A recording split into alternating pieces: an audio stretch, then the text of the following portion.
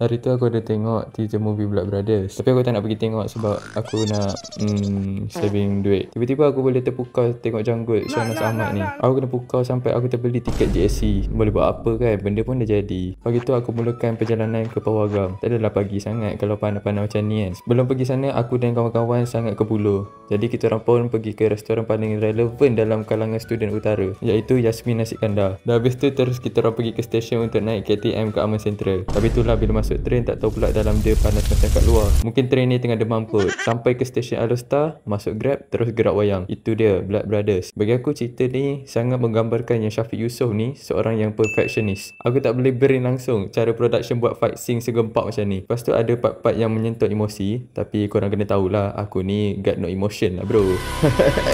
Seriously, bagi aku jalan cerita dia kemas lah. Kadang main feeling juga. Aku impress gila dengan lakonan diorang. Lagi-lagi Syukri Yahya. Aku kenal kau bang daripada 7 hari mencintaimu bang. Tak tahu pula abang boleh bawa watak psycho macam ni. Brother Jaki tu pula memang natural. Dia karakter dia. Dah lah tu banyak-banyak pula. Korang kena pergi tengok sendirilah. By the way, sama tak kawan aku Mamu ni dengan Mamu yang dalam poster? Okay, kalau korang kata sama, follow dulu.